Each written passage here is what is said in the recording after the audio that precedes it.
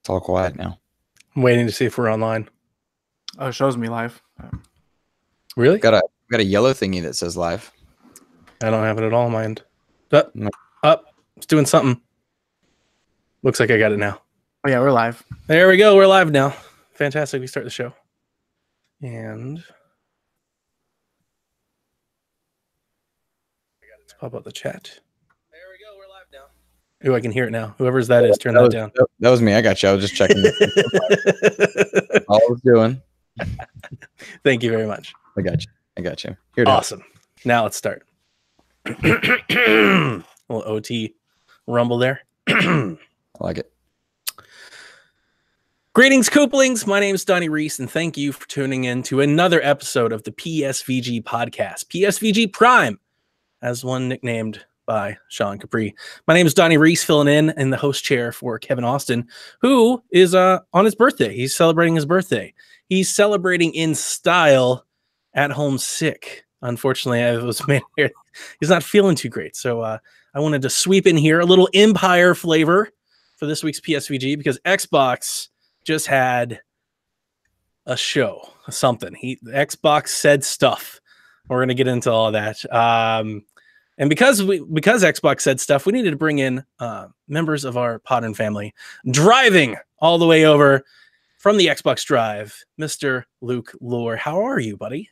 I'm great, man. Thank you guys for having me on. Nothing better than chatting video games, so I appreciate you guys welcoming me into the show. Absolutely. And then bringing over some flavor from the XP, we've brought Justin back. What's up, buddy? How's it going?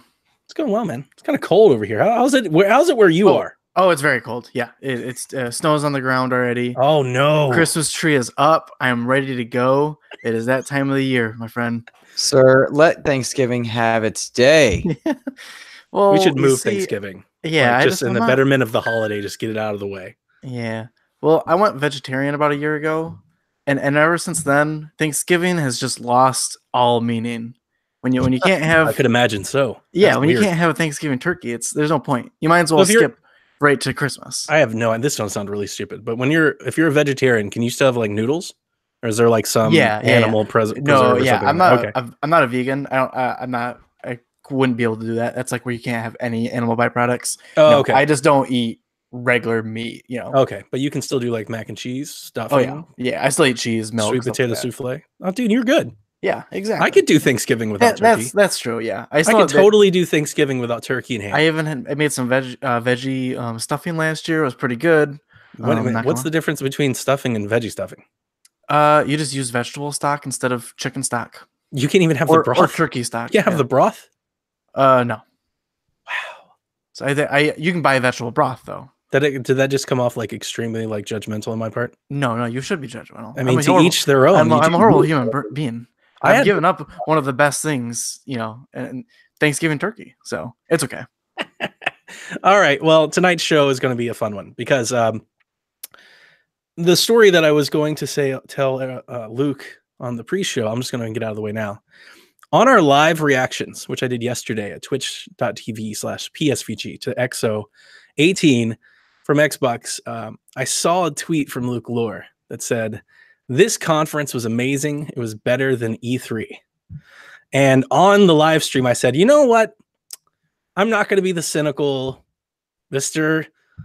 Poo-poo party. I'm going to let Luke have his day. And on that stream, I just said, I'm going to let him do his thing. I'm not going to hop in there.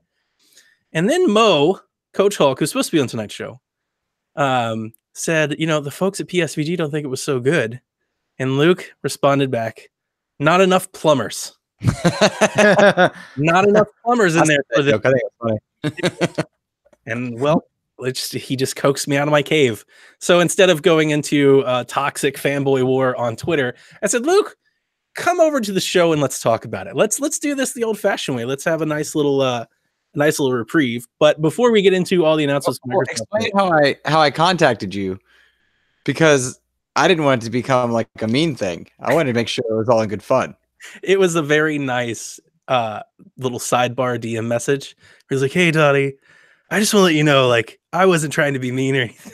I was like, hey, you got to come by our Discord sometimes, man. Dev treats me 1,000 times worse than that.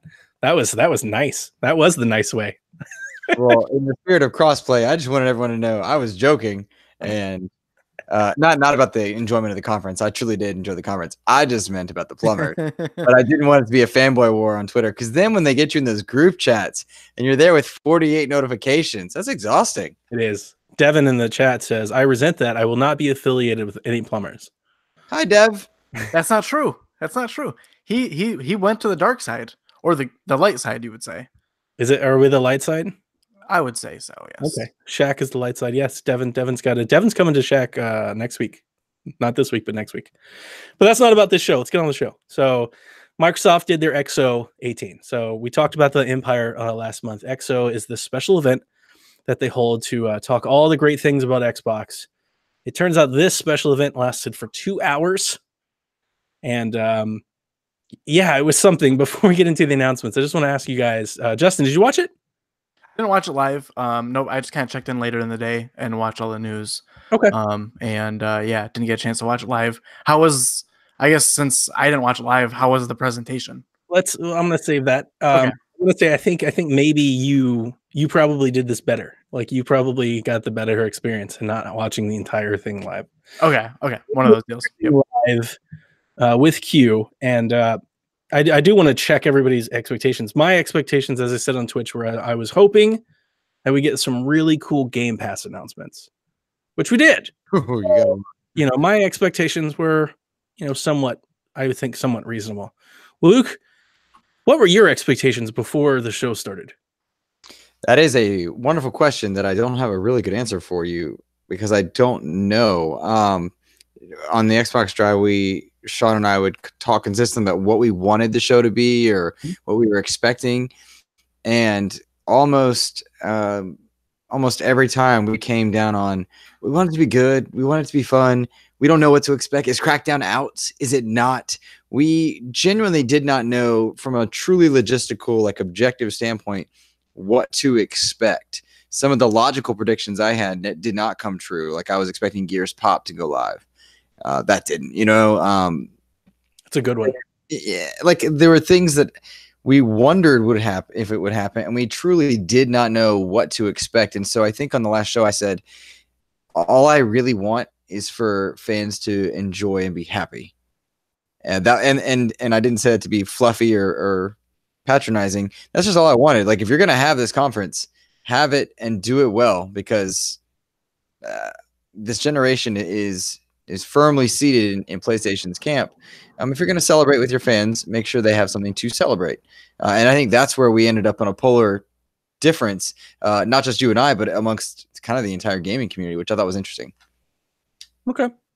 So I've got a list of announcements. We're going to come through them. Some of them are going to roundtable, and then I might summarize some of the other ones before we just kind of talk about the presentation as a whole. So let's kick this off with what I think is the most newsworthy, notable announcement from this. I'm about to call it Direct Inside Xbox Special. Microsoft Studios has officially acquired Obsidian Entertainment and In Exile Entertainment. Now, we knew about Obsidian, that leaked early. We expected it. That came true. I personally don't think the leak hurt the news. That was one thing I brought up. I think that's a big news story. Obsidian has a long history of making, I would say, at least quality games. I don't think they're by any means going to come in and, flip the gaming industry on its head or anything, but that's a quality acquisition on Microsoft's part. And I think that's a studio more than capable of taking or making something. They could take something in Xbox's past, or they can make something of their own, and it can be a great,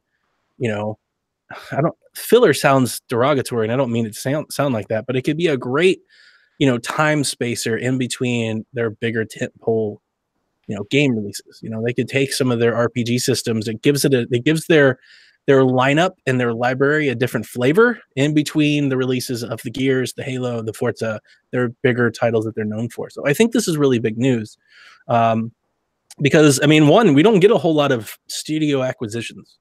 Mm-hmm. This leak, that was one of the things I pointed out, is that that's not really like a thing that the gaming industry does. Like, they don't really have like a bunch of free agency, Hideo Kojima, when he went live, like that was a big deal, because most of the time studios just shutter. they shutter and people go around, they leave and they spread and they become, they become pieces of other studios that are already in existence. So for somebody to just go pick up a studio, and I wonder what that means for like their back catalog and stuff like that, like going forward. It'll be interesting to see. In Exile, I don't know nearly as much about. I've never played Wasteland, or was it the Bard's Tale? I believe it's Bard's Tale is the other one. And I've never played either one of those games. I can't say that I know people that have played either. Have either of you played those games? No, I have not. No, I have not either. I think, and to your point about studios, I think these are acquisitions that help them round out their catalog. I think that's kind of the big thing, is these are helping, not filler, as you said, but they round out the catalog. It's now 2 firm, strong, proven RPG studios. Correct. And 2D, 3D, or viewpoint perspective. Yeah, whatever that might be. This helps round out their catalog, which is smart when you have a subscription service for games like Game Pass that you want to launch games day and date. You better have a variety within there. Sure. Absolutely. And the one point that I made in our live stream is I think it's important that Microsoft is demonstrating that they understand that video gaming, at least today at their level, is more about distribution of creation than hardware. Is starting to realize that you're now in the IP ownership business, because the hardware with streaming and PC, and it's becoming more and more convoluted and less, I think, important, as everybody kind of looks, big picture at this digital future that appears to be looming. If you want to be a player like a Nintendo or a Microsoft or a Sony, you better have some IPs, or like you're just going to be left in. Now you just become a single developer studio. So I think this is really big news. Justin, what do you think about them acquiring these 2 RPG houses? Yeah, I mean, I was super excited. I mean, obviously I'm the PlayStation guy on this current cast right now, and I don't own an Xbox One, but I'm always paying attention to what you guys have for exclusives, because that's the reason I went to PlayStation in the first place, was exclusives.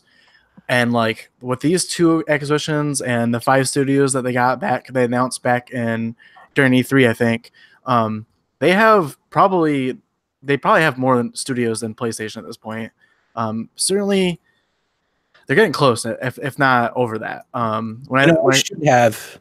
should have done that number and I didn't. And yeah, I'm upset about it. I want to say at first, I don't think so. I don't think you're right. But I'm just thinking like 5 studios, then 2 studios now, plus what they already had. Like that's a lot of studios. You think about Microsoft has a lot of second party affiliation. Yeah, that's they true. have a whole lot of first party outright stuff. I want to say this. What does this bring them up to? Like 10 or 12? Luke, do you know? Top of my head, I don't know. I think it's around 15. Okay. Because we tend to forget like Mahjong, and they have a mobile division that's specific to certain things. They have a lot that we don't think of right away. Yeah, maybe we don't even think about for AAA gaming as well. Correct. Yeah. But no, for me, this was big news. I am an RPG fan. I don't have any background with either of these companies specifically. I didn't play Stick of the Truth. I definitely haven't played any of Exile's games. But I do like role-playing game. I like RPGs. So I usually just stick to like JRPGs and stuff. But them adding this group, these 2 guys, makes me. I'll be really curious where my allegiance lies next console era. If I'm being completely honest, I think a lot of people will. Yeah. I think I'll be kind of stuck in a situation where I can't walk away from Naughty Dog and Studio Santa Monica with God of War series. Like, I probably will never be able to walk away from those 2 game series. So maybe next. In Microsoft's credit, the answer to your dilemma might just be both, and in that case, everybody wins. Yeah, exactly. Like they win. There's no either or here. I own all of them. No, that's very true. I think if 10 years ago Microsoft had this strategy and had all these exclusive studios, I would probably be in a situation today where I had to have both systems. Sure. But with the current Xbox, like the Xbox exclusives coming out this year, that choice, I don't need to make that choice. None of those are really align with my interest.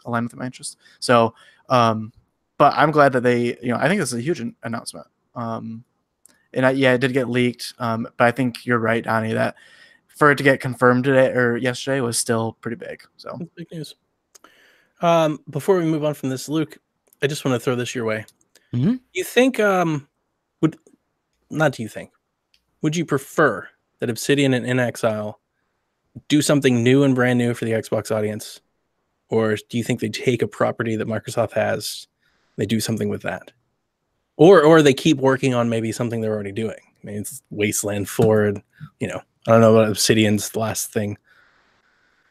It's very difficult for me to answer strictly on the basis that I'm not too familiar with their work on a firsthand experience. I've read plenty about both studios. I'm well aware that Fallout New Vegas and KOTOR are very well received, but those were not my games when they were in kind of their main prime zeitgeist. Also they are Obsidian games, but they're Obsidian using another property. And that's actually why I asked the question is, do you think they're better put maybe with giving them a property and letting them take something that's established and making a good game out of it versus them trying to create something brand new? Because their track record of doing that isn't nearly as good as them using a property that already carries some weight.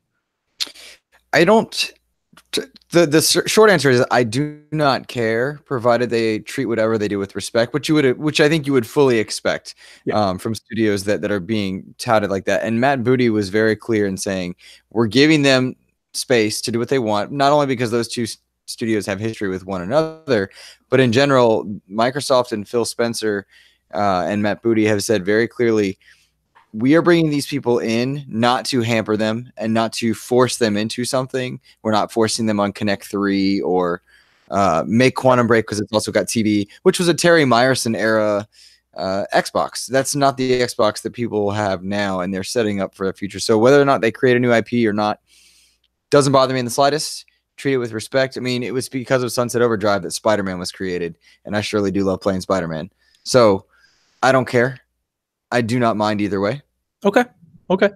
And I just think for the purposes of news reporting, it's been widely speculated. I call it speculation because nobody's actually shown any numbers, but apparently Obsidian was in pretty bad financial shape. Mm-hmm. So Microsoft should, I guess, I don't know. I don't really want to say this. I'd say give them kudos for maybe coming in and saving the day, definitely saving people's jobs. Mm-hmm. So that's definitely something cool. Like maybe they really respect their games, but their games haven't sold very well, probably because they haven't had an IP. Like obviously KOTOR, South Park, Fallout, those games sold well because somebody else's IP, but they haven't had an easy job getting their own stuff off the ground. But as you already said, as we've all said, it's obviously a good developer. They have a track record dating back over a decade of making at least good games. Mm-hmm. And Microsoft's position this generation, man, I can't tell you how important that is, that they just have 2 or 3 folks that are capable of just making good games. Get them out. They didn't have to be The Last of Us or, Horizon. Just get good first-party exclusives out the door, somewhat regularly. And I think a lot of people would be very happy. The second bullet point that I have is Crackdown 3 is releasing February 15th, 2019. It's launching into Game Pass. I personally loved this little bit of news in the presentation. I think this is the best Crackdown 3 has been presented and shown. I thought the trailer with Terry Crews was absolutely hilarious, and it had me laughing quite hard. That should be the promo that they run on TV. They won't because of a little adult language, but it should be, because that's exactly that's exactly how I would market and position Crackdown. Crackdown isn't for kids. You play that thing on FXX after Sons of Anarchy goes off at 10:30, or you play, you get that on some programming where you target, mature adults over 21. That's the target for that video game. They showed the multiplayer mode. They showed the destructive environments. They talked more about the cloud. I feel like for this game's marketing, it'd be best if they just stopped saying that and just left it alone and just talked about the game. But I thought the game looked good. I want to give props a little to Sumo Digital, who by all reports has come in and tried to basically save the day on this thing. I think a lot better than it did before. I did read some hands-on impressions from Windows Central. I also read that, yeah. Oh, and they loved it. Now, it's Windows Central, so you can call some bias, but they loved it. And I I mean, I spent all day yesterday preparing for the conference by playing the original Crackdown, which is free for anybody that has an Xbox until the end of November, November 30th, 31st, 30th. Yeah. 30. There you go. And it's free for the entire month. And I played it in beautiful 4K. It's X enhanced and it looks great, actually. And Crackdown's just a load of fun. And that's exactly what that game should be. It's, it's like Saints Row with Infamous and Team Fortress vibes. It's this cartoony, open world, just ridiculous shooter, and it's fun. Now, the release date is an interesting one. They're launching in a window that's pretty packed. I think it would be better if it was early. I think it'd be better if they kicked off the year with that. That could have slotted, I think, nicely in that January Monster Hunter window. Nothing's out. Here comes Crackdown. It launches in the Game Pass, and everybody plays it at least for 2 weeks.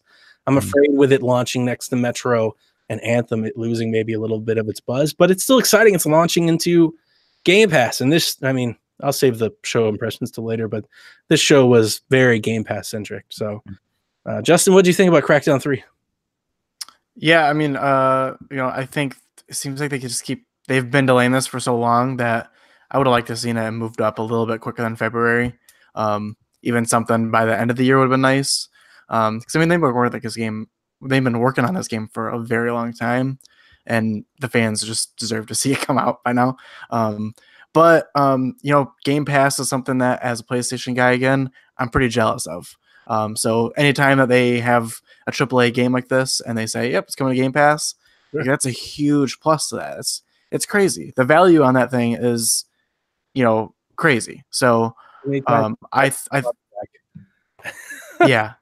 I think that's incredible. So who doesn't love Terry Crews? I mean, there is no way that they didn't record a maybe a little more kid friendly version of that trailer, because Terry Crews could sell me a homeless guy's bar of soap, and I would take it, And thank you for the cardboard cutout thing. That was so good. He just popped up on it. So yeah. so the man can sell anything, especially this game. So, I'll be really curious when that comes out. Cool. Ghost, what do you think about Crackdown? Crackdown is a franchise near and dear to my heart. I tweet them almost every week, at least once a week, just words of encouragement. Because Crackdown 3, that story was written very poorly for the people that are making it now. Because the people who started, not the same group, almost entirely, and with completely different design philosophies, because it was at the very beginning of the generation, Xbox existed in such a different ether. I'm excited for Crackdown 3 for a number of reasons, if only out of morbid curiosity. I very much want it to be good. I hope it is good for the community and for the developers whose names roll in the credits.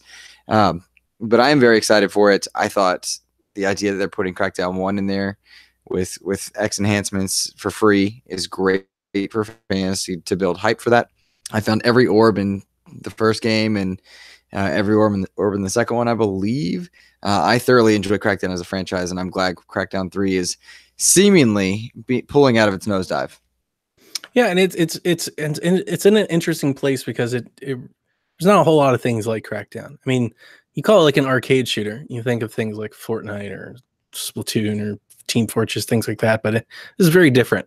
It's very different. Like, it's superpower. It's like superhuman, arcade shooters. Like the amount you just jump off of buildings and, jump from one building to the, like, it's pretty crazy. So we should, if you don't mind interrupting, that game, Crackdown, what it was, has been done better since Crackdown came out. In multiple ways. You got Spider-Man, open world, super powered, hopping around. That's a good example of traversal. Infamous Second Son kind of had that same vibe, moving around, maybe, but you didn't swing. So you've seen the genre progress. We now need to see Crackdown mature with it. That's an interesting point. I don't know how much maturing Crackdown 3 is going to do, but we'll see. Remains to be seen. Just a couple months away. We'll all get to see it finally when it launches into Game Pass. It's pretty cool. My next news bullet is Hellblade: Senua's Sacrifice is coming. It's getting a physical edition, which, to be honest, I didn't know that didn't already exist. So it's coming to box in retailers, but it hits Game Pass next month in December.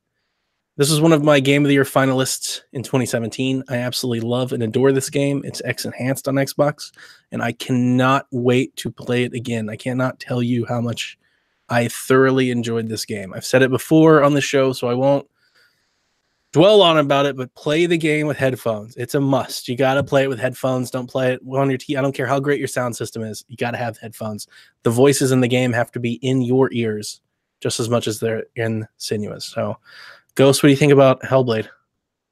Fantastic game. Play it with headphones. It's one of those games that it was PlayStation exclusive for a bit, and it seems that Ninja Theory and Xbox certainly turned it around on their relationship and built it up. After that kind of year exclusivity deal we see happen a lot of places, changed up. I'm very glad to see that it's hitting physical, and I don't care what system anyone plays it on. This game has a beautiful message, beautiful sound design, beautiful art. And the story behind their making it, from the actor who plays Senua to everything else, it's well worth a look in, because it's one of the greatest, in my opinion, success stories of a quote AA game in this generation. Please play this game. So, Justin, have you played it? I haven't played it. Always looked interesting to me, but I passed on it early on, and yeah, again, if I had something like a Game Pass on PlayStation, that would get releases like this, I'd give games like this a second chance. But at this point, I'm probably not going to. But sure, and that's one of the major benefits of Game Pass is they launched. I can't tell you how many games I've downloaded and booted up just because they were there. Just because that you see a thumbnail or a video, or you hear one good review or one tweet about the game, and you have access. So go, why not? There's no barrier. Yeah, exactly. Like a 1 hour demo that you have to be worried about getting hooked and you can't play it later because you didn't buy it. It's just a free berry. Just go play the game. Yeah, absolutely. Yeah, and then so Ninja Theory is a Microsoft studio now.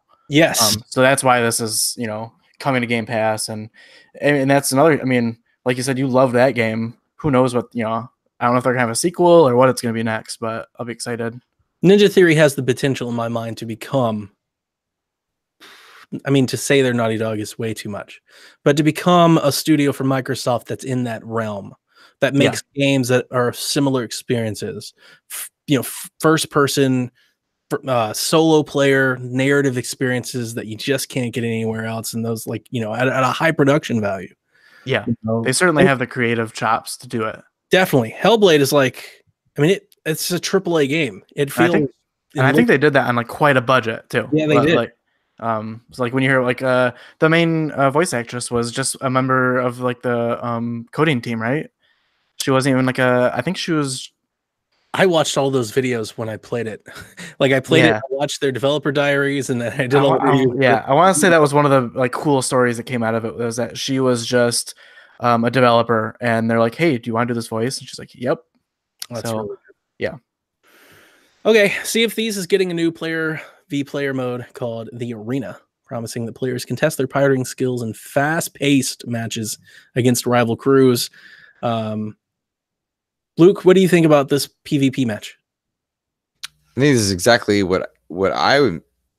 That's a big factor of what I would hope for Sea of Thieves. I wanted this type of content, and I wanted single player content, because I think it'd be silly to say Sea of Thieves met expectations for the entire community.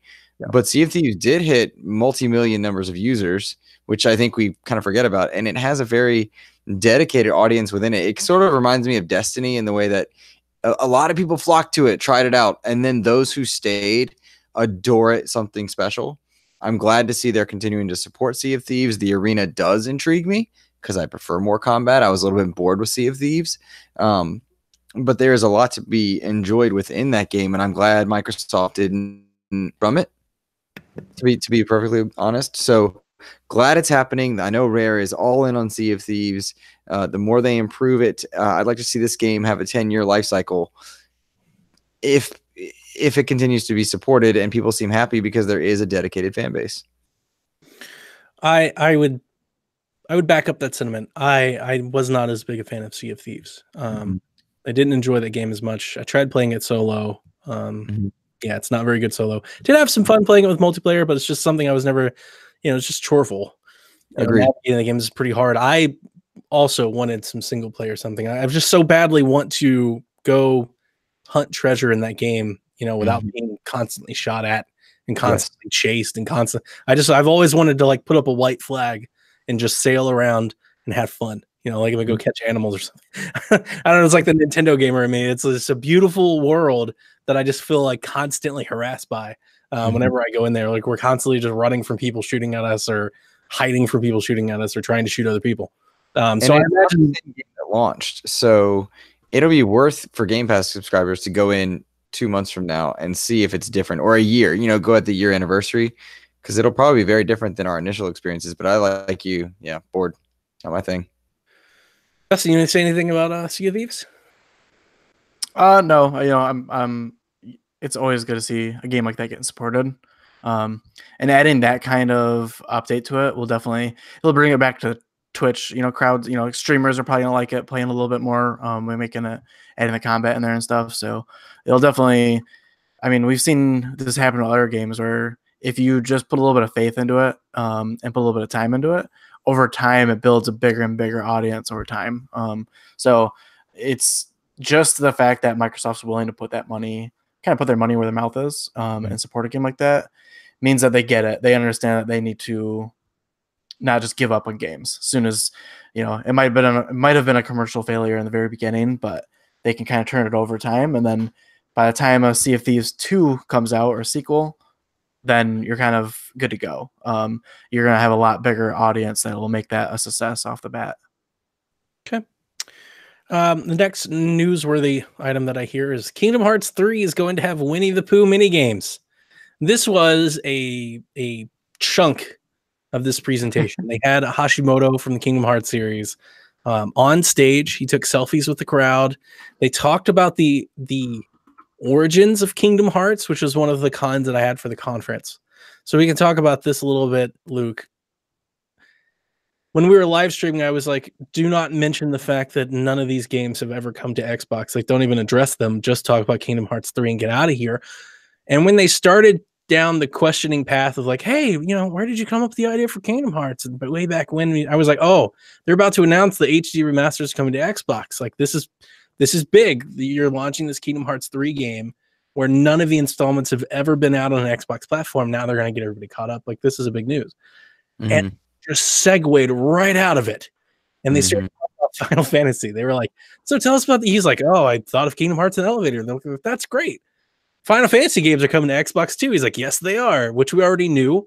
That news came out after the news came out that they were all coming to Switch. They did announce that they're backwards compatible. So some of them, of the 360 versions, are coming to backwards compatibility, and then all of the other ones are coming next year. So that's all news we already knew. And then they took, I don't know, 30, 45 seconds to film him taking selfies in front of the crowd. And the crowd was, hyped, and I'm sure that there was producers there like getting people excited and whatnot. I don't fault them for that. I would too if I was running an event. You don't want a crowd of just silent people staring at a stage. You want people excited. So I'm not going to throw any stones that way, but yeah, I don't understand. Like we knew Kingdom Hearts 3 was coming. Like why they did the interview for a game. Yeah, I don't know why they mentioned, like why they even pointed to the earlier ones that weren't coming. I don't know. And why they combed over all the Final Fantasy stuff again. I don't know. I don't know about this one. This was one of the downsides for me. What do you think, Luke? I think they were absolutely first. I found that whole segment very charming because the director, gentleman whose name I don't remember, Shinji Hashimoto. Thank you. Yes, he was so endearing, and he seemed so genuine and happy and positive and excited for the franchise that I liked that. I actually enjoyed the selfie part, which certainly seemed off script and strange, but it somehow, like, he was so pleasant, and I guess in his demeanor, that I was smiling and happy for people there and for him. But I think the reason we're seeing it on Xbox's stage, even though they truly did need to have some sort of either the collections coming or this special is happening or here's some exclusive thing that we just it's not been seen before, they're trying to remind gamers that have lapsed on Xbox or that might have gone over to PlayStation that, hey, these games do exist here, because I think Final Fantasy is not synonymous with PlayStation, but it certainly leans heavily towards PlayStation, and understandably so, as it should, given its history. So I think they were trying to remind everybody, hey, these things that are traditionally thought of as PlayStation do exist here in our platform. And so they wanted to kind of foster that relationship, and probably bringing that gentleman out on stage, it probably helps a lot of backhand handshakes. Like, hey, remember, we took care of you. We care about you as a franchise. You're important to us as a platform, and vice versa. So I would imagine there was a lot of that happening, but I found that whole segment charming and endearing. But I'm also, spade to spade, I've never cared about Kingdom Hearts much, so it didn't speak to me on that level. I was smiling and grinning whilst not interested in the game. Okay, I have a rebuttal to that before we get in there. What do you think, Justin? I mean, that's probably a really good. Lucas probably nailed it. That they're just trying to remind people that Xbox also has JRPGs. And this is one of the biggest ones. I think it's interesting because this is Xbox Fan Fest. This is Xbox inside Xbox, and their base. That's not a game for their base. I mean, Luke is their base, and he's like, I'm not interested in the game at all. So why highlight it? I mean, I get your point. I really do. You're highlighting it because you want to remind people that it's there, but it's never been there before. You're not bringing back the legacy that folks are missing. They're literally launching like the 6th installment of the series without any of the previous 5. And you got to think that anybody, I mean, and I know there's somebody out there, I know like Coach or somebody out there is going to buy Kingdom Hearts on Xbox. That's not what I'm trying to say. You got to think the Kingdom Hearts fans, the people that love the Kingdom Hearts series, you got to think they already have a PlayStation. So I mean, I'm sure there might be some Xbox people out there that go, oh, I'm going to buy Kingdom Hearts now. But I mean, it's Xbox Fan Fest, and I don't think you're talking to your fans by showing Kingdom Hearts. Or they were trying to bring in the people like me and say, hey, this is here. Do you want it? We've got it for you. And that's probably where the back compat part played a factor. They were like, hey, and also our relationship is building. Remember, PlayStation fans, if you want to play this game right now, you can't. It's over here. That's probably what they were trying to do, is speak to the people, maybe not in the audience. Sure. Maybe. State of Decay is getting new gears, weapons, and enemies, and a thing called the Zed Hunter update. Now, the guy that talked about it, the things that I remember when he talked about it, he was really nice. I liked him. But he said a lot and didn't really provide any details at all. He's just like, we have a new update that's coming, but I didn't really get an idea of what it was. It sounded like it was like a challenge update. He's like, it's going to be, like a more challenging update. Like I was expecting like a new game plus type of thing, but they didn't really talk about that. They just kind of said new content. We're getting new gear, new guns, and I expected to see a lot of DLC from this. And State of Decay, Sea of Thieves, Forza made sense. So none of this blew me away. It was expected. I think it would have been, and they had a trailer. I think it would have been interesting to hear them talk more about this like big update, like new game mode and exactly what that means, versus just showing new weapons and new zombies. It's a little weird. But Luke, what do you think about State of Decay? It was absolutely one of my favorite games of the year. Amidst all the AAA goodness that we got this year, Spider-Man and good Assassin's Creed Odyssey and Red Dead and so many other great games, I truly love. I'm very excited by the idea of more content. I think much like Sea of Thieves, and then kind of fell down. So it's got a niche audience. And in this case, I'm in that niche audience. So I'm very glad it is light on news, but positive on vibes. And in a world of fan fest who liked this, it shows they're into it. Okay. We got like half of that. You got way robo voice on us there for a minute. I think sounded like the old early morning gamer episodes of Seth before you got to upgrade. For sure. I just toned down my bandwidth to see if that helps anyway, because I'm the one streaming the video. Maybe that does something for there. But I think we got that you thought State of Decay 2 was amazing. It's one of your favorite games of the year. It stand out in a game full of really, or in a year full of really good games. And you're excited about this update? I'm excited about the update. It stands out in a fun way. I don't think it stands next to Spider-Man or any of the AAA. Sure. But whereas Sea of Thieves they both hit big and then kind of fell off. I fell into the audience of enjoying State of Decay. It's some of the most fun I've had this year in a game. And so I'm glad they're continuing to support it. It matches up a lot with the idea of Inside Xbox and FanFest. Hey, for our fans, here's an inside look at what's coming. I'm glad to see they're continuing to support it. And you said the guy said a lot. I was just captivated because he seemed happy. He seemed excited. He did. I would say he felt very genuine. Yes. And, it's just a little, and there were other people in the show that were way worse stage presence. But that's just one of the things I remember from the story. I was just like, it felt very like aloof, just off the cuff. And they were just like, hey, go tell us about your game. It's cool.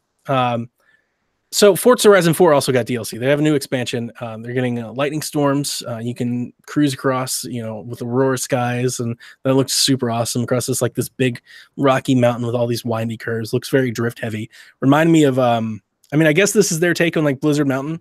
It's not snowy, but all the lightning storms, like this environmental DLC drop. They showcased a bunch of cars that are coming, which is, that's Forza doing Forza things. Forza Horizon 4 is awesome. It's an amazing game. It's really, really good. I didn't like it as much as 3, but that doesn't mean I don't take anything away from the game. The game was great. I haven't played it as much as Forza Horizon 3, I don't think.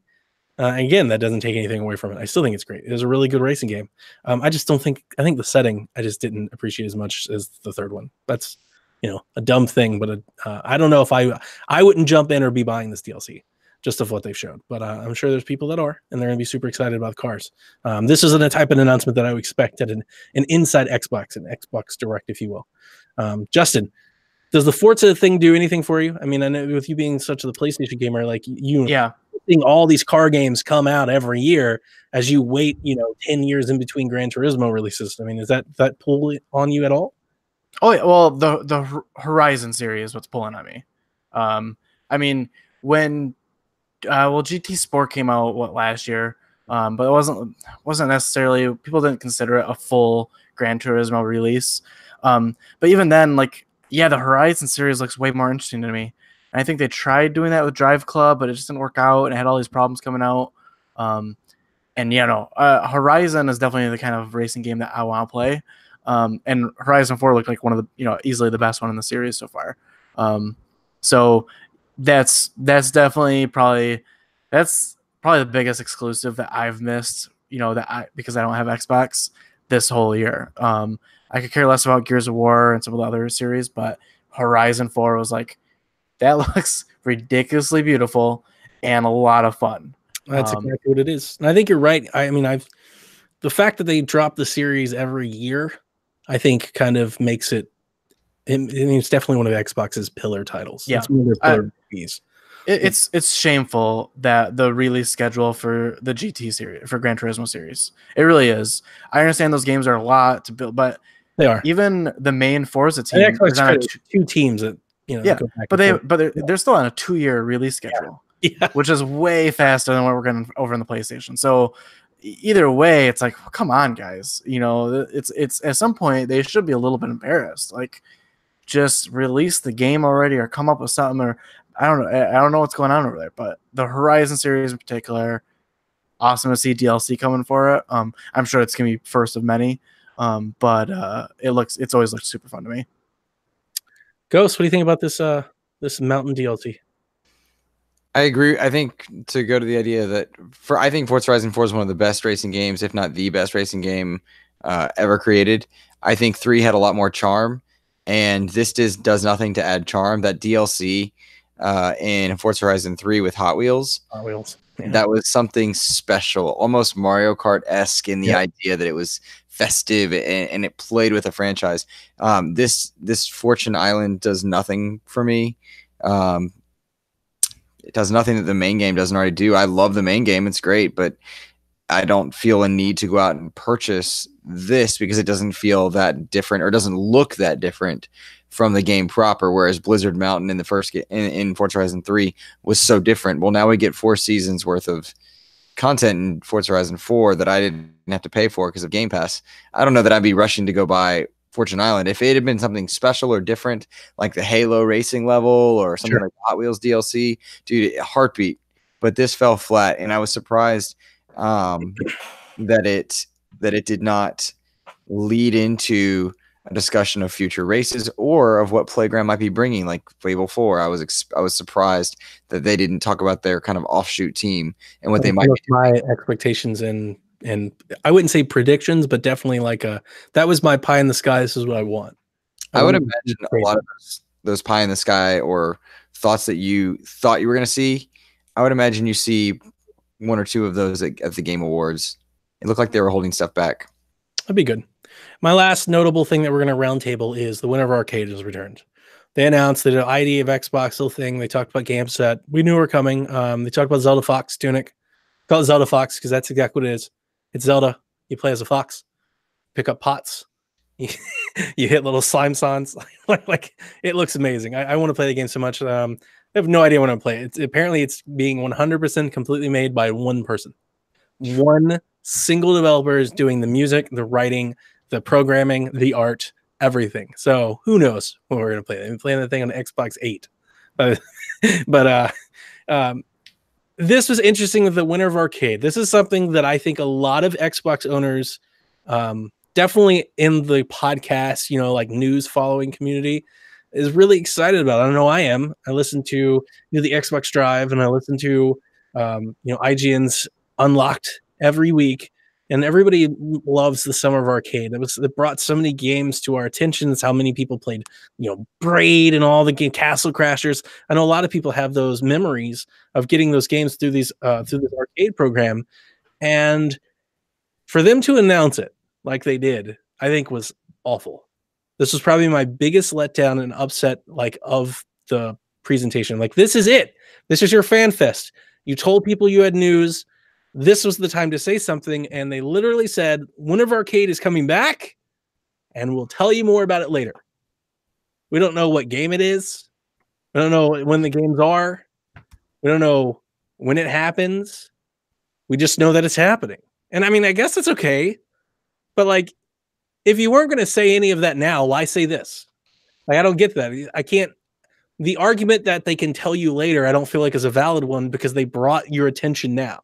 They put all the attention on this event. They've been talking about it on the last, 2 Inside Xboxes? And they've been tweeting about it for weeks. And they've done videos about this with Inside Xbox Fan Fest show.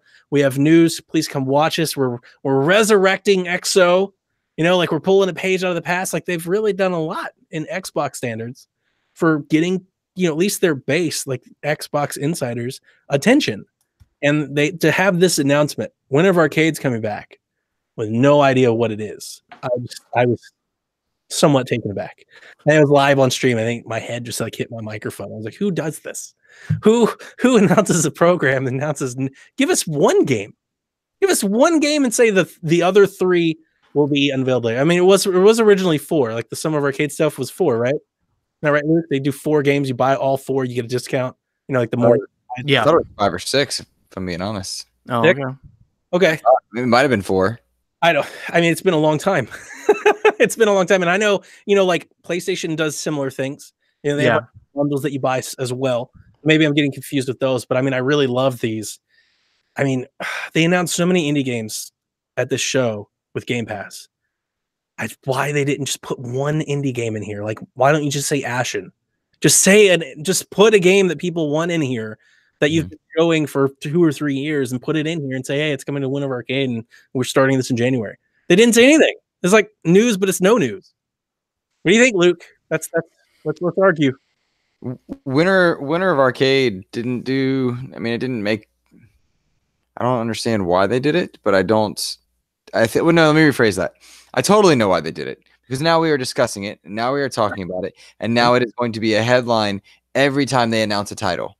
And they are extremely good at doing that when they drop a backward compatible title here, when they talk about a Game Pass title that's launching. They've broken from their trend of announcing the Game Pass titles at the end of the month. Now they're just sprinkling them in. We got a few in the middle of October that were horror based. We got a few at the beginning of November. We got a few just yesterday. So they're now, I think they're playing a very smart media and mind game at putting the words Xbox into people's brains in build up for the next generation. And that's a big meta conversation. But to speak specifically on Winter of Arcade, I agree with you. They should have dropped a title. I thought that was a bit odd to say, hey, it's going to be coming back, but nothing there. The right choice was to announce Winter of Arcade at this conference. Yeah. The wrong choice was to not offer a title or two to look forward to within it, because they also wanted to be surprises. This is your Inside Xbox. I was surprised they put that in there, but I don't think Winter of Arcade matters a darn bit when ID at Xbox is churning out incredible games weekly, or not incredible, not weekly, but there are every month we're getting a great game or two from ID at Xbox, which is a terribly titled, amazing program, and the people at ID at Xbox are wonderful. So it's just odd. Why do Winter of Arcade? Why not Summer of Arcade? Just wait. Or not. It seems strange, but I do understand parts of it. Justin, what do you think about Xbox announcing the return of a long-awaited indie program without announcing or talking about one game? Well, so I didn't watch this live yesterday, right? So when I went to catch up on everything, I went to IGN and Kotaku, and they basically did a summary of everything that was announced yesterday. Sure. This was not on either of those lists. You know why? Because it's not newsworthy. Because if they would have announced, let's say Summer of Arcade, and they would have had a lineup like later next year, early next year in January, February, while people are buying video games for every console because February's crazy this next year. If they would have announced Summer of Arcade then, and they actually give you the games, huge news. Every site's gonna pick it up, everything. So yeah, not watching live, I have to imagine this was a little bit of a dud when it was announced, because I'm not even seeing it on my radar. I mean, it literally was. We're announcing Winter of Arcade, taking a different spin. We're going to do this program, and we'll announce the games later. That was the announcement. Yeah, it's bizarre. So, it's bizarre. But yeah, and Luke's probably, he's right. We are talking about it, and the Unlocked guys are going to talk about it, and other, but not everyone else. And that's who you want to be talking about Xbox. Yep.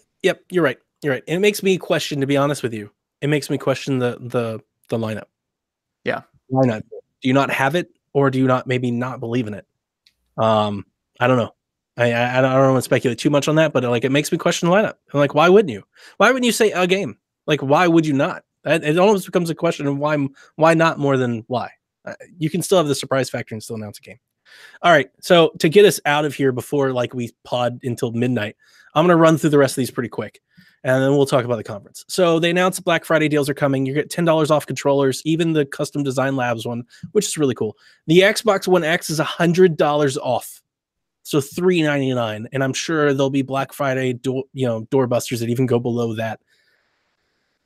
Worth every penny. Absolutely love it. And they're going back to their Game Pass promotion, which, Luke, correct me if I'm wrong. I for some odd reason, this has happened so much that I just assume that it's always a thing, but apparently it's not. Game Pass for new subscribers is $1 for the first month. Isn't that always the thing? It is always a sale and a promotion. It's kind of like the original price is this, but it's so regularly on sale that it feels that way. So yeah, when they were like, oh, and you can do this for $1, I was like, all right. Yeah. I'm just waiting for the sales to go live for people that are re-upping. I was wondering if anybody bought it for $10 the first month or something. I'm like, what happened? Civilization Revolution is now backwards compatible, and an X enhanced version is on the way. Mouse and keyboard support are coming to 14 titles, including Warface, which I still cannot believe there's a game called Warface.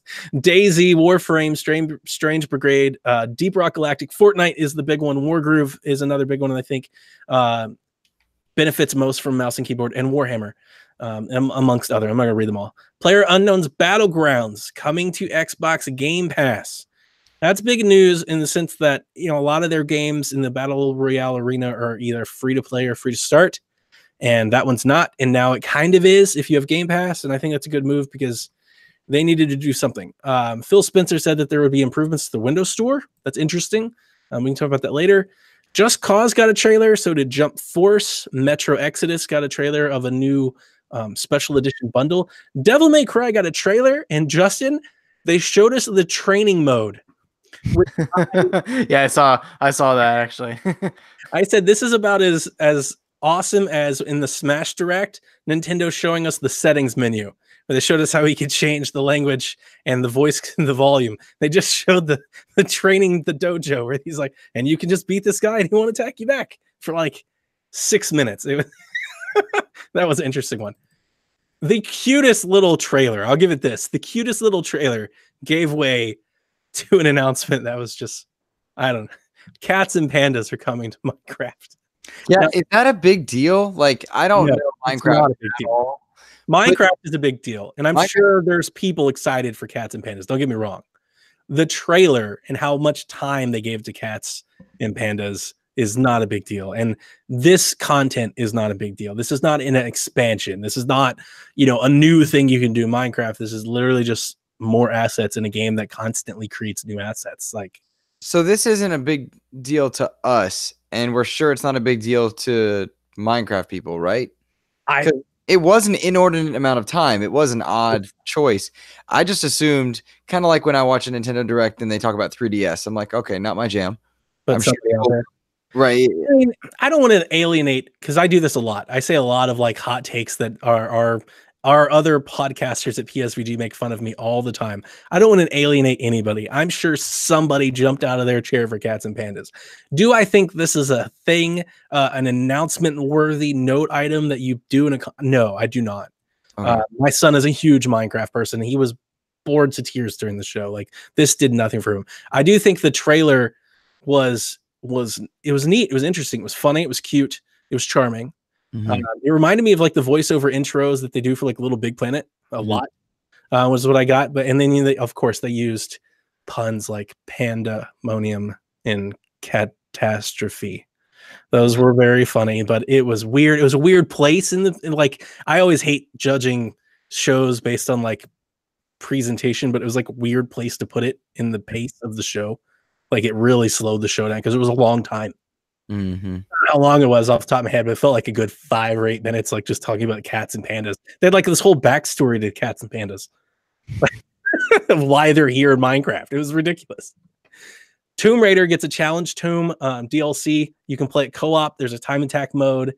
They did a ton of Game Pass promos. 16 games were announced for Game Pass in total. November 12th, just tomorrow, or I guess today, Game Pass subscribers can play PUBG. November 22nd, the service adds Agents of Mayhem. Kevin loves that game. And I also love that game. Bike motocross game. Thomas Was Alone. Hellblade: Senua's Sacrifice joins on December 17th. You've got to play that game if you haven't. I don't care where you play it. It's a must play. December 20th, you can play Ori and the Blind Forest. I presume the HD Definitive Edition. It better be, because I've been waiting for that one. That one should have already been here by now.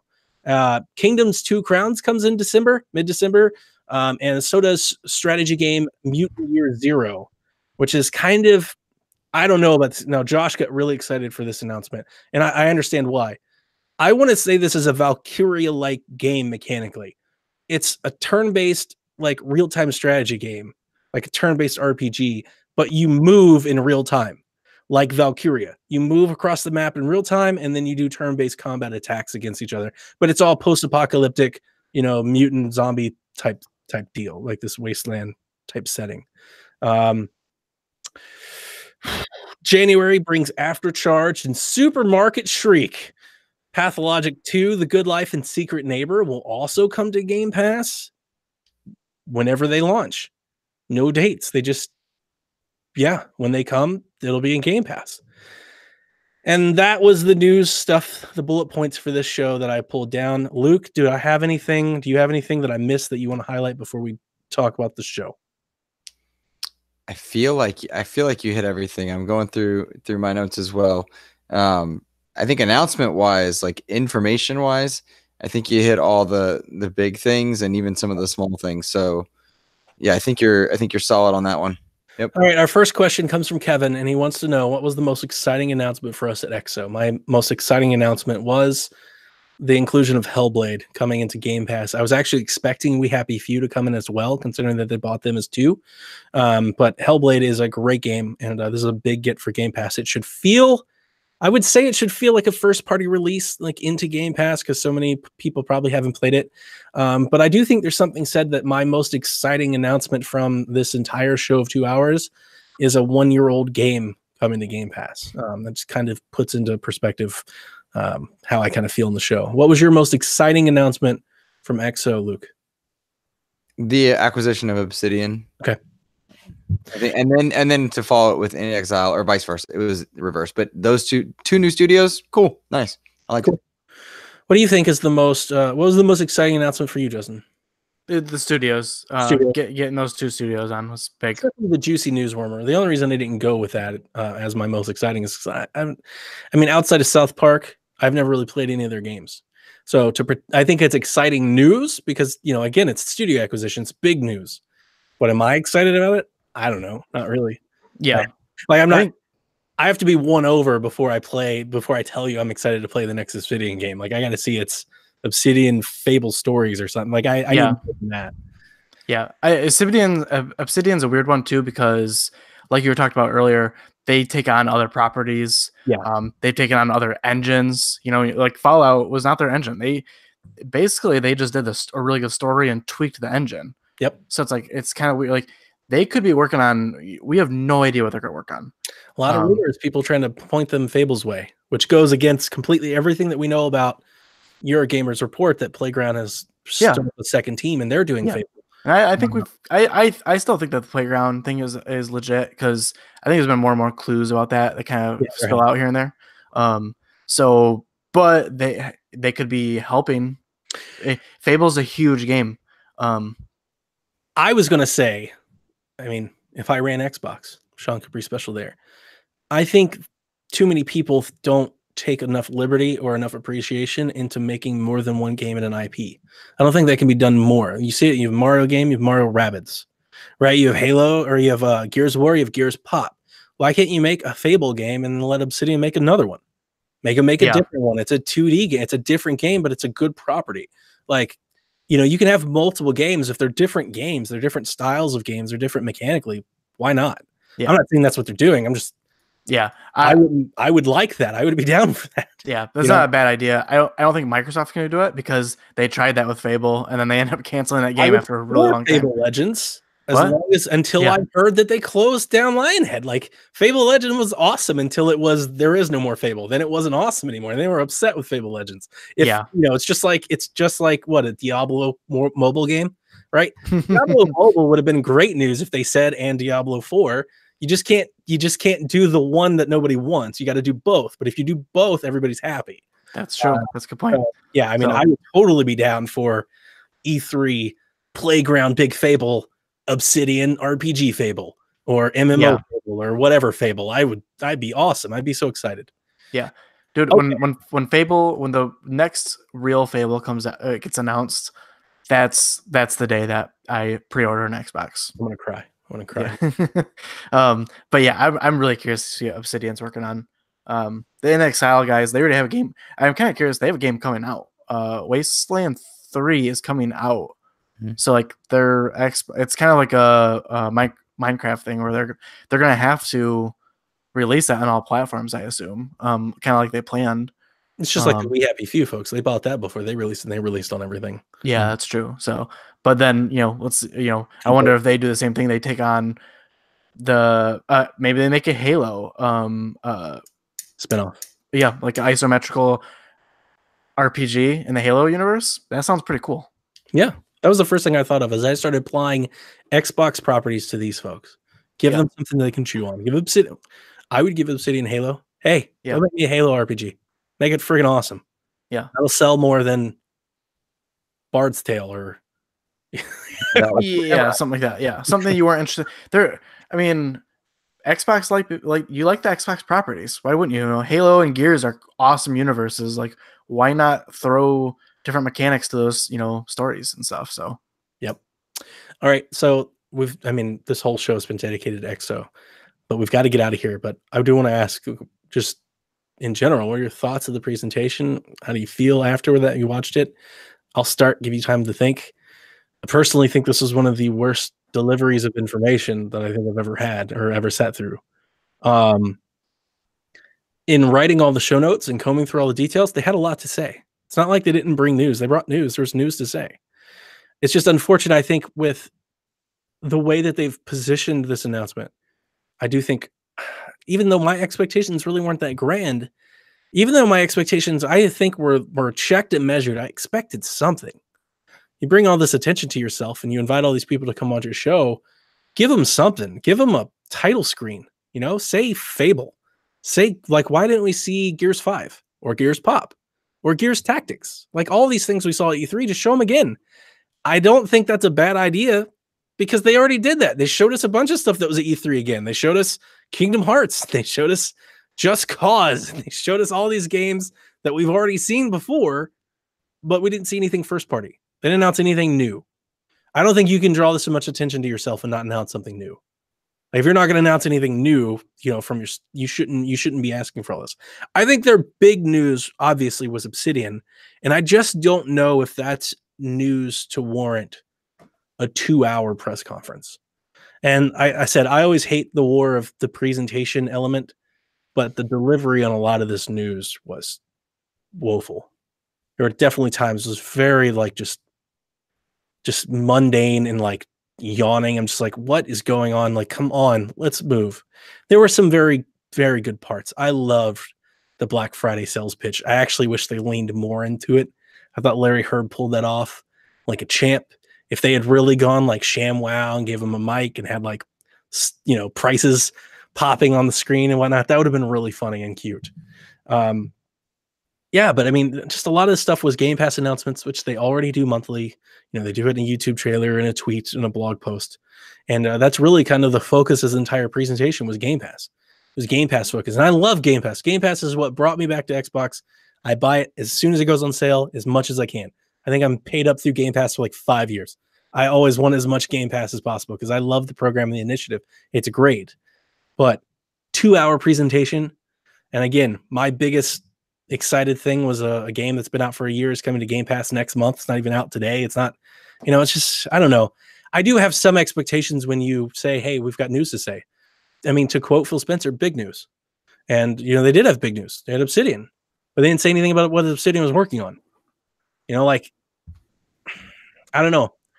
When you say you have big news, I expected something. Give me a trailer. Give me a title screen. It didn't have to be anything. You can't even say, well, they haven't made it up their mind. Just announce that somebody's working on Fable. Or just show us Gears 5. Give us a slice. Give us something. Say something about Halo Infinity. Say something about it. Don't just say anything. Don't announce a winner of Arcade and no games. Say something. If you're going to say, hey, we've got something to say, then say something. And that's kind of how I felt. I felt like they gave us a lot of news for 2 hours that could have... I feel like any direct, any presentation, any E3, any conference, you can always say everything could have been announced in a trailer. That's an easy stone to throw anytime you're upset. Video gamers love trailers, more than anybody else. We love trailers. We have entire conferences of putting hundreds of people in one little room together to watch trailers together and scream. We love trailers. So I'm not going to say that. But if you're going to say we're going to do a 2-hour show, then bring a really good trailer. Bring a really exciting trailer for us to watch. And I just didn't feel like they lived up to the bone. I think it was really good information that they brought. I definitely think it could have been condensed and delivered in a better manner. Some of the interviews and things they're hard to watch at times. They're hard to watch. So that's basically how I landed on the conference. And in the spirit of good debate, as I always like to do here at PSVG, I always love to bring the other side of the coin. That's why we asked Mr. Luke to come from the Xbox Drive. Luke, what did you think about the conference? What do you think about what I thought of the conference? I had an absolute blast with Inside Xbox. I thought it was fun. I thought it was engaging. I thought it was the best Inside Xbox they've had. And I think the big concerns that people tend to have with it is they're not sure how to define Inside Xbox because it's not PSX, but it's not a Nintendo Direct, and it exists in this strange ether in between. But as far as the conference specifically, I thought it was fantastic. You talked about a trailer. They did bring a trailer with Crackdown 3 relaunching. I thought that was wonderful. The way they showed that went over so much more palpably than at E3. The idea that they acquired not one but two new studios to build towards not just their Game Pass catalog in the future, but their next Xbox is absolutely wonderful. I thought that was very well handled. I thought it was extremely charming to have the director from Kingdom Hearts 3 and then the guys from Sea of Thieves up there and being genuine and saying, this is what we're working on. This is what we like. The Sea of Thieves guys, I mean, they got put through the absolute ringer at the beginning of the year. So to see those two up there healthy and talking about content they're continuing to bring to a growing fan base, I liked. 16 Game Pass titles, absolutely wonderful. And Game Pass has given so much of late of the triple and double A quality, as well as indie, that not having release dates in a few of those, I also enjoyed, because there's plenty of content for me to play that I was just given in the past month that I'm not going to get to because I was given so much of it. And knowing that there's that plus Games with Gold, I was very excited. The deals part, I actually thought was I didn't actually like the Crazy Larry portion because of Game Pass being so good. I'm like, oh, I have that. I have access to that one. I have access to that one. I have access to that one. That made me chuckle. But I wasn't necessarily happy with everything. I was bored during Minecraft. I didn't think that was at all necessary. I don't give two hoots about Jump Force, but I loved the enthusiasm they showed there. It certainly wasn't as boring as watching a gentleman play a flute, like at PSX. And that was I mean, he was a very talented flute player, but it wasn't a video game conference. Shots fired. No, and not an intentional No, I love it. I love it. No, keep going. Don't stop. There's validity to that. I mean, no one blabbed at me about. I forgot to mention like the 9 NBA Playgrounds commercials we got, like the same commercial over and over again. That was a bit amusing, and it made me think of something Jeff Keighley once said. You got to pay for a conference somehow. That's and true. It made me chuckle because I was like, well, there was no Schick Hydro Pro Man out there. But I also thought that a couple of the things I would have expected to see, a Fable 4 splash screen, or Gears Pop is out today, and Gears Tactics will have mouse and keyboard support on Xbox. Xbox, something. I think you're going to get one or two of those at Game Awards. I really do. Because I watched the Gears of War conference today, like the panel, not conference, I'm sorry, the panel. It was boring as can be. It was absolutely atrocious. It made perfect sense. Oh, if this is all you had, which was nothing, good thing you didn't put anything out there. We knew Halo wouldn't be there. Halo and Gears, I think, are tapped for potential as far as hype goes right now. Gears 5 looks incredible. Yeah. And the big world of it. I'm wearing a Gears hoodie right now. There's Halo stuff behind me. I love those franchises, but we don't need those right now. We need new. And Crackdown is new. Game Pass is what they're selling to build future. Seeing people cheer and be excited and celebrate the brand, good. I thoroughly enjoyed the energy and the excitement, and I think the best term for it is endearment. I loved it. I got to see my friends' names scroll on the ticker below as they talked about things they liked. I was on there, so I was on there as well, and I was very excited to see that. It was a fan fest, and it was a great fan fest because they talked about studios. They didn't announce a mobile game and walk away. They didn't do some of the things that we've seen people make obvious mistakes and faux pas on. So I truly indeed loved the Xbox conference, and it is not because I'm an Xbox guy. I have every system. I play every system. I feel we should play games and celebrate games. Spider-Man is one of my favorite games of the year. So I liked it a lot. I thought it felt good. Okay. I was trying to think. I thought I had a rebuttal to that, but Justin, what do you think? What do you think about this? So I came at it from a different angle than you guys. I don't own an Xbox, but I the show. But as far as The studio announcement's huge, and I was just excited when I look at the news cycle and I look at what came out of this thing. I was excited about that. So as someone who didn't watch it live, which sounds like was hit or miss for sure, and the other biggest thing is there was no PlayStation experience this year. It's true. So PlayStation fans didn't get anything. So even if there were some dull moments in this presentation, it's still better than what PlayStation fans got. Yeah, at the end of the day, it's something is better than nothing. And to your point, sometimes they need to give a little more something rather than nothing. But they still had an event, and maybe they made maybe they drew a little bit too much attention to it. Maybe they should have tried to make sure it was just the hardcore fans. 2 hours. Yeah, 2 hours is a long time. 2 hours is a long time.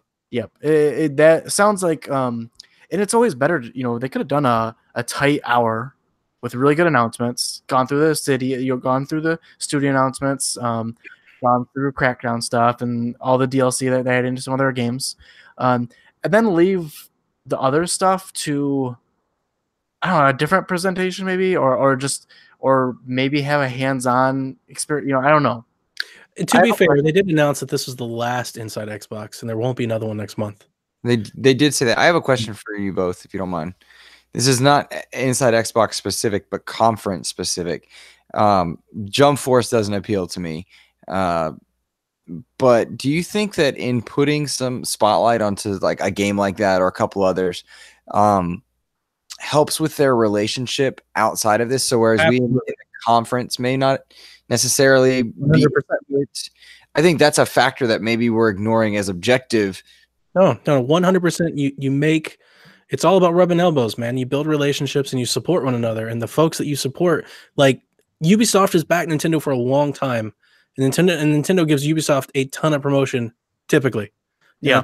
They have Star Fox and they play with Mario in their games. Like that's, relationship that those two have built each other.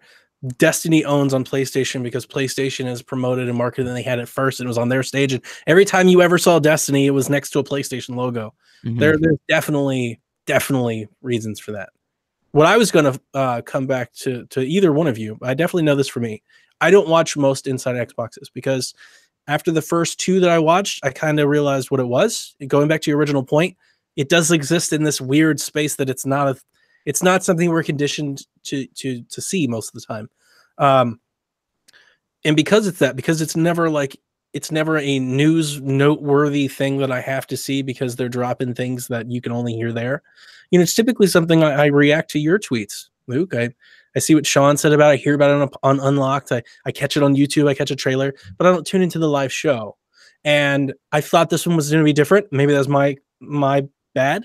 But I thought it was going to be different because they had Phil announce it, because they called it XO, because they said it was going to be big announcements, because they tweeted about it for 3 weeks, because they kind of did all this leading up to it. I was like, okay, this one's different. And it was. And that's why, and we streamed it. But I got to tell you, based on what this was, I don't know if I do the next one. I think that's the thing is you can only have so many of these where you say, hey, we got news. Come watch us. Come watch us live on Twitch. Come watch us live on Mixer. You can only do too many of those. Whereas if you don't, you got to give the fans something to pop on.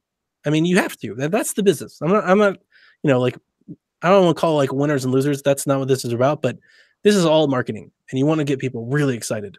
That's why we have these conferences. And if you don't, then people will stop watching. And I definitely know for me, if they announced, hey, in June 2019, we're gonna have XO in Peru, and I'd be like, okay. I hope that Luke tweets, tells me what was announced, because I'm not going to watch another 2-hour show unless they prove otherwise, unless they prove that it was worth the investment. I don't think it was worth the investment to sit through and watch this whole thing. What do you guys think about that? Little cry wolf. You think there's any logic to that?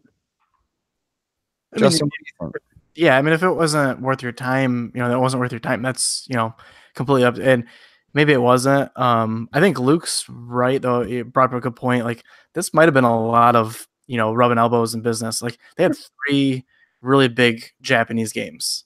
Kingdom Hearts, Jump Force, Devil May Cry. Those are all huge Japanese games.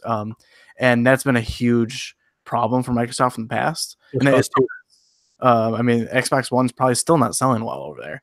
But, so, like, Which then in that case, like, well, why did you host this in Mexico City? Why don't you host an event in Japan, and try to, hit the home crowd hard or something? But I'm excited. I had a couple good announcements out of it, and that's the most I can hope for something that's not E3, so to get anything exciting out of it, I was happy with. Granted, I don't own an Xbox, so I don't need to be that excited about things. They didn't sway me for sure. That's not what this was about. But it's a step in the right direction.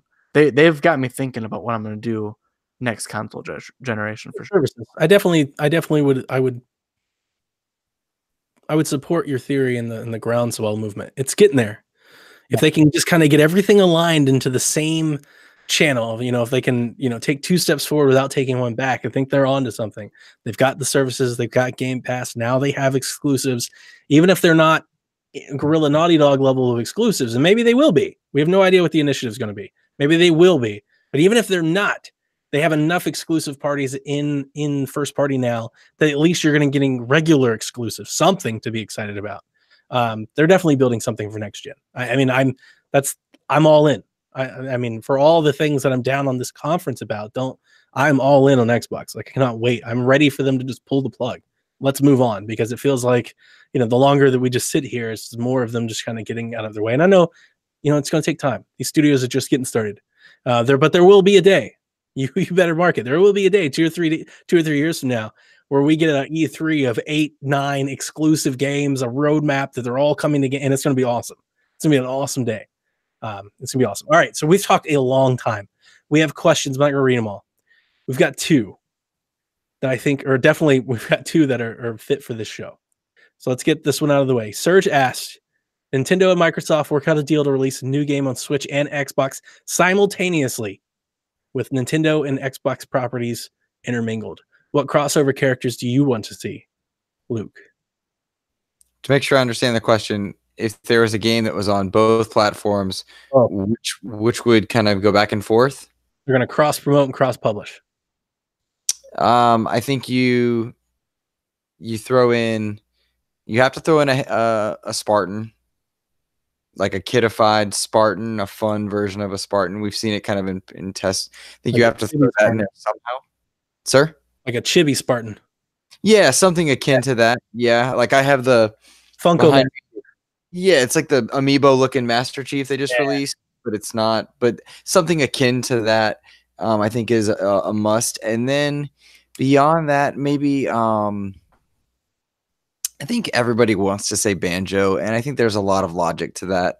I think there's also a lot of validity to perhaps a Battletoad, if that game does exist, that new version. Another one I was expecting to see.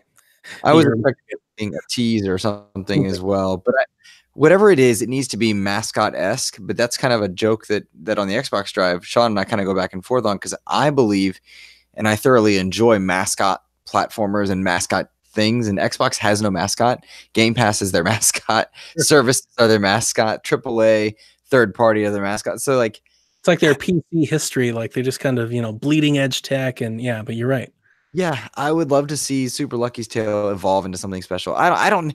There is no good answer to this. A Forza car? What? Like, there's no. My answer was cross promotion between Mario Kart and Forza. You take Mario Kart, you do like a Hot Wheels type thing in Forza, but then you bring some Forza stuff. Maybe you have like a Forza car with like Master Chief driving it, and he's a downloadable character in Mario Kart. Mario Kart had real cars. They had Mario, like the Mercedes-Benz DLC in Mario Kart, which was really cool. I wouldn't do like a cross-promotion game. I know that's just breaking the question somebody asked, but that would be my thing. I think that would be just as big news. The idea of a Mario Kart Spartan or Master Chief. It could be Banjo and freaking Lambo. Yeah, those make sense. But I mean, it's a great question that unfortunately doesn't lend itself to a great answer. Justin, you got a crossover idea? You want to pitch? Dude, I can't think of anything. I'm thinking of like PlayStation properties that could mix with Xbox properties. None. Like, do I put Drake in the Halo universe? No, it doesn't make sense. Do I put Drake into? Do I have him in the Gears of War universe? That might be funny. That might be really funny, but it doesn't make any damn sense. Like it doesn't make any sense. So yeah, no, the honestly Forza and Mario Kart best, probably best solution. It's plausible, The most fitting question to end the show on is from Turkey, who writes in to ask, "What is a game trailer that got you the most hype for a game?" And that's fitting because, like as I mentioned, dude, video gamers love trailers. You realize we have entire conferences, not just like one either. We have like 12 conferences a year that all we really do is show trailers. That's all we really do. I mean, you think about it.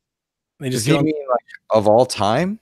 Yeah, like what is a trailer that you saw and got you hyped? Like you saw a trailer and you were like, "God, I can't wait to play it." Yes. Like what's that trailer for you? Justin, do you want to go first?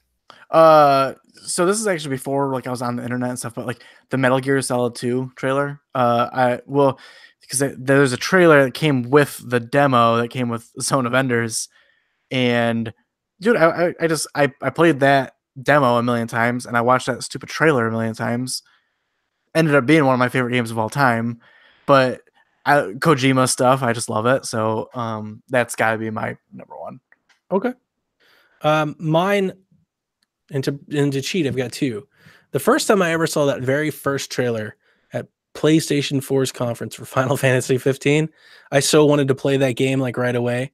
They had like this huge grand thing. I think was that the one that had the voiceover, the music. Yeah, Florence and the Machine. Yep. Like, this game looks incredible, and I couldn't have been further from the truth. I didn't like the game at all, but that's neither here nor there. That trailer got me hyped. Like I wanted to play that game. That trailer got me. The other one was the PT trailer. Like they kind of like mentioned it, and it was like this weird thing, and then like they just left the stage, and it was like out now, and everybody's like, "What? And I was just like this obsessive curiosity of what just happened.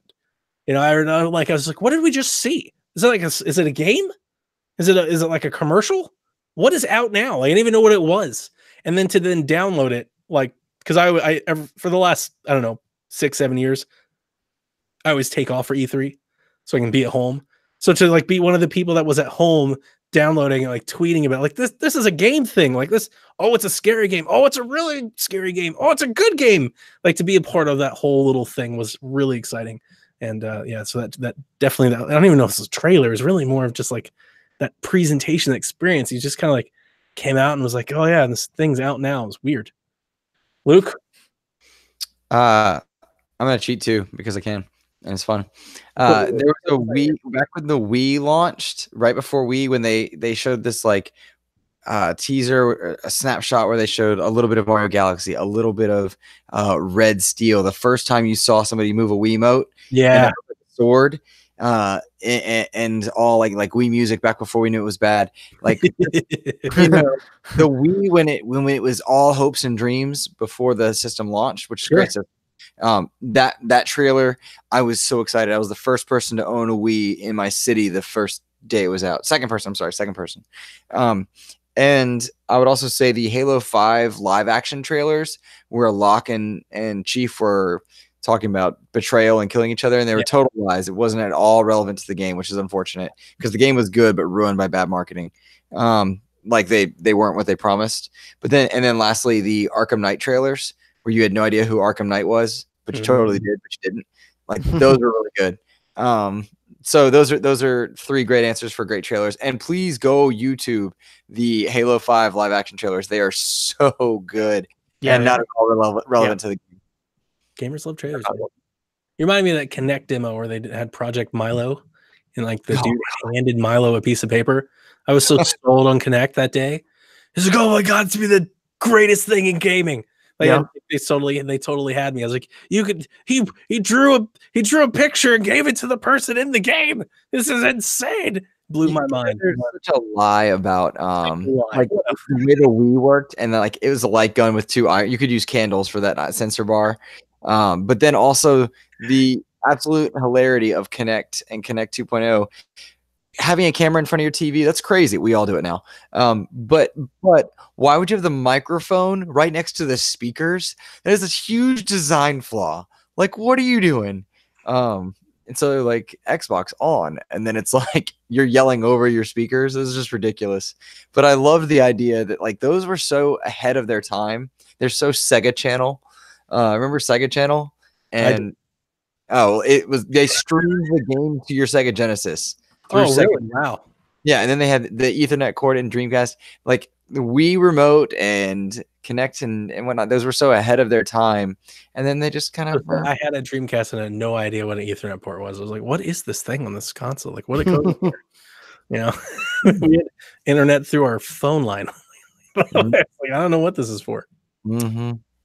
All right, that'll do it for us. Thank you, boys and girls, for listening to us. Before we leave, Luke, tell everybody where they can find your things on the internet. Guys, I hope you enjoyed having me on in my content. If you enjoy any of the discussion points I brought up, you can find me streaming over on Mixer at mixer.com/insipidghost. You can find me on Twitter at MLS Reserves. And then it would mean the absolute world if you guys would check out the podcast I'm very fortunate to do with Sean Capri. It's called The Xbox Drive. We try to keep it to 30, 40 minutes at most. Sean is going to be welcoming a new child into his family soon, so we're hoping to keep a consistent schedule, but whatever works for him, we're going to do. But if you enjoyed that, please check me out there. It means the world when I hear from you guys. Awesome. And that'll do it for us, boys and girls, before we let you go. Oh, okay, I'm sorry. I have been getting out of the whole plugging ourselves. If you've been listening to Shaq or anything that IMC, have been getting out of that. But Justin, please tell listeners where they can follow Justin. Well, you can follow me personally at Justin Pickard on Twitter. But I'm on the PSXP podcast. We have an episode every week. It drops on Wednesdays. We do a main show. And then the next week we'll do a lighter show with just news and stuff with Seth. So it comes every week on Wednesdays, and usually I'm always on there. So getting very good over there at the PlayStation content, I might say. I very much enjoyed last week's episode. Me and Seth are really grooving and moving. Yeah, that's always fun. Okay, I just followed you, Justin. I appreciate it. Hey, you at least got one. You got one from the plug. You know what? There we go. Before I let you go, boys and girls, remember you can find us over at psvg.blog. Click the Discord banner. Come into our newly launched PSVG Discord, which you're going to hear all about on the intro of the show. As Ghost alluded to, Sean's about to welcome a new baby to the show, and that's doing all kinds of things. I mean, the ramifications of the Capri's having a baby, the ripple effect from that is being felt way out. So there's some changes over here at PSVG. We hope you stick with us. We hope you continue to support us, and we'll have some news soon. So hopefully some exciting news.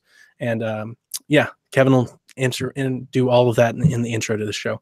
And we appreciate always for listening. We hope you tell a friend, leave an iTunes review that helps other people find us. Remember, you can follow Board with Video Games and the Nintendo Shack on their own separate feeds. PSXP and OT are just out there in the wild, like waiting. Got any ETA on any of that, Justin? You guys gonna get? I don't know. You guys want to start on that? Yeah, we'll try something. We'll talk about Donnie. We'll talk about that offline. You stop saying that on the podcast. Got it. And with that, boys and girls, remember, we appreciate you for downloading and listening to us, and never stop gaming.